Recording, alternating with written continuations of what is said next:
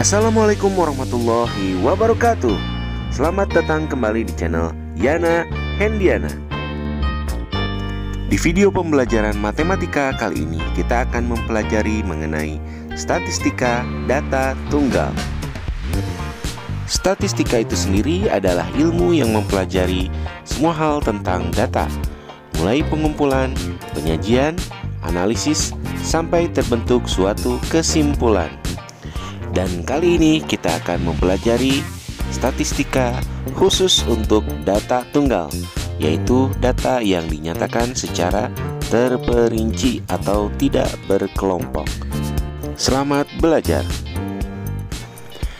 Bagian yang pertama, kita akan menghitung rata-rata atau mean dari suatu data. Misalkan, tentukan rata-rata atau mean dari data berikut.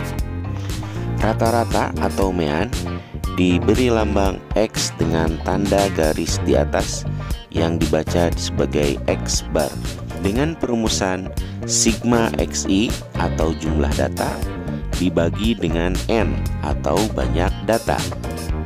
Sehingga untuk soal di atas bisa diselesaikan dengan cara X bar sama dengan jumlahkan semua data 6 tambah 9 dan seterusnya dibagi dengan banyaknya data, di mana data di sini ada 10, sehingga didapatkan X bar sama dengan 60 per 10 yang hasilnya adalah 6.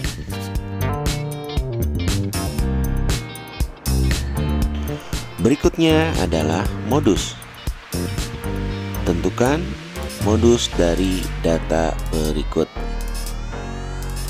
Modus bisa diartikan sebagai datum yang paling sering muncul. Datum itu artinya bagian dari data. Coba kita simak bersama-sama. 6 muncul 2 kali, 7 muncul 2 kali. Ada lagi 5 muncul 3 kali, dan selainnya hanya muncul 1 kali. Sehingga modus dari data tersebut adalah 5 karena paling sering muncul dengan 3 kali kemunculannya. Kita lanjutkan dengan median. Median bisa diartikan sebagai pertengahan data, namun dengan catatan data tersebut sudah diurutkan dari yang terkecil sampai yang terbesar. Misalkan pada contoh data yang sebelumnya, langkah pertama kita urutkan dulu 2, 5, 5 sampai nanti 7, 8, dan 9. Coba perhatikan mana pertengahan datanya. Ya, karena datanya berjumlah genap atau berjumlah 10, maka pertengahan data ada pada data ke-5 dan ke-6, yaitu pada angka atau datum 6 dan 6.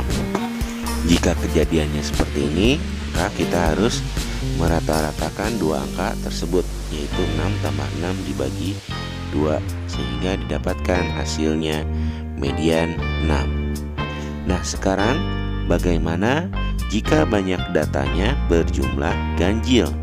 Misalkan pada data berikut, data yang mempunyai 7 datum, maka pertengahan datanya pas di angka tersebut, yaitu data ke-4, yaitu 5, sehingga mediannya kita dapatkan 5.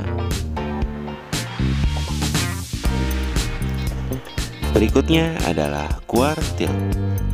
Kalau median datanya dibagi menjadi 2, kalau kuartil datanya dibagi menjadi 4, sehingga ada Q1 artinya 1/4 pertama, Q2 1/4 yang kedua, dan Q3 adalah 1/4 yang ketiga.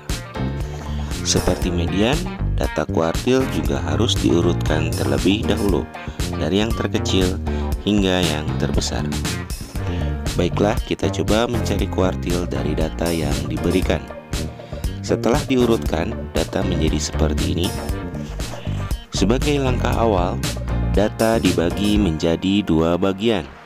Kita dapatkan nilai di antara 6 dan 6, sehingga harus kita rata-ratakan 6 tambah 6 dibagi dengan 2.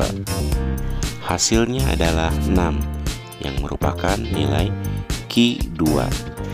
Dan kalau kita perhatikan, Q2 ini sama saja dengan median yang sebelumnya sudah kita bahas.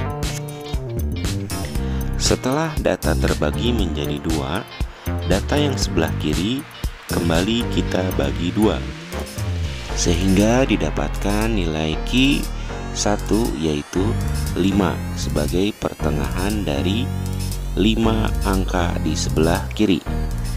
Q1 atau kuartil ke-1 bisa juga disebut sebagai kuartil bawah.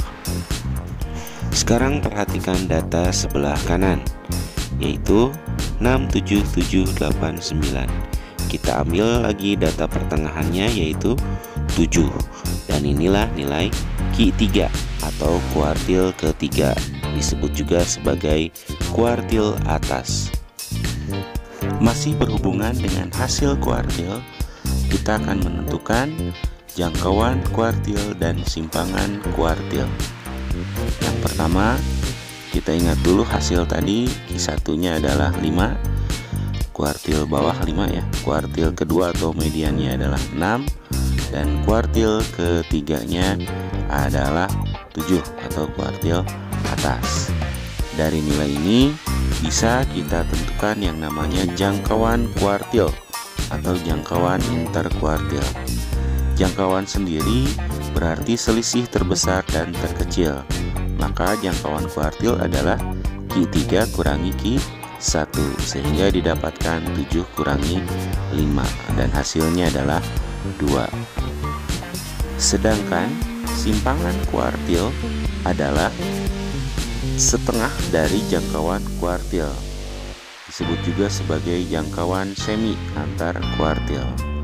Jadi kita hitung dulu, setengah dikalikan dengan selisih Q3 kurangi Q1, didapatkan setengah dikali 2, hasilnya adalah 1.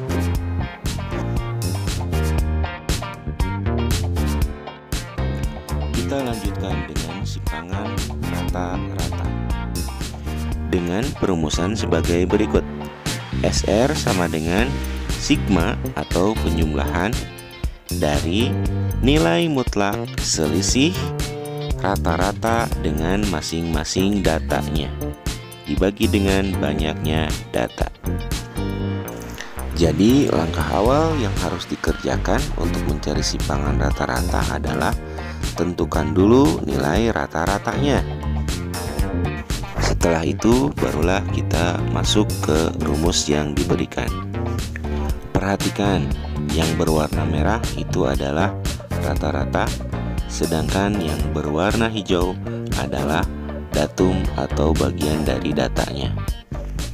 Jadi kita cari nilai mutlak dari selisih rata-rata yaitu 6 dikurangi dengan data yang pertama yaitu 6 juga, ditambah nilai mutlak dari rata-rata yaitu 6 dikurangi dengan data yang kedua yaitu 9, dan seterusnya penjumlahan sampai datum terakhir. Karena yang diminta adalah nilai mutlak, maka setiap selisih yang dihitung selalu bernilai positif. Sebagai contoh, 6 kurangi 9 harusnya min 3 ya, tapi karena ada tanda mutlak menjadi plus 3, dan didapatkan hasil sebagai berikut. Langkah terakhir tinggal kita jumlahkan di bagian atas atau pembilang, sehingga mendapatkan nilai 14 dibagi dengan banyaknya data yaitu 10, dan simpangan rata-ratanya adalah 1,4. Next, kita akan mencoba mencari simpangan baku atau standar deviasi dari data tunggal dengan perumusan sebagai berikut.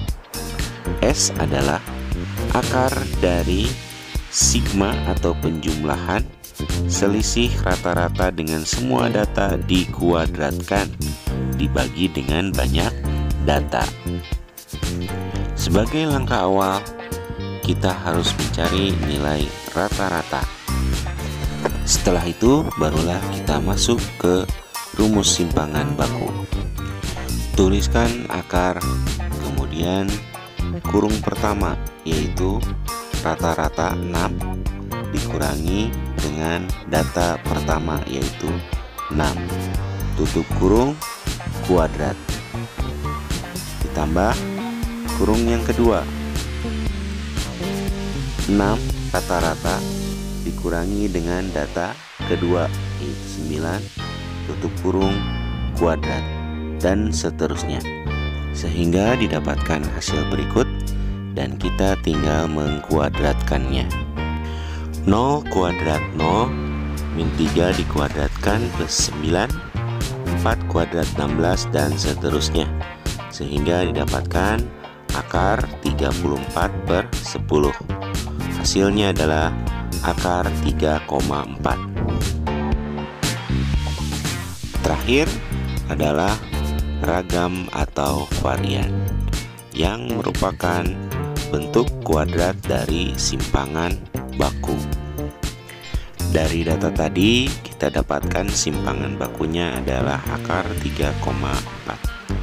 Maka variannya adalah S kuadrat atau akar 3,4 dikuadratkan, sehingga variannya adalah 3,4. Demikian pembelajaran kali ini mengenai statistika data tunggal.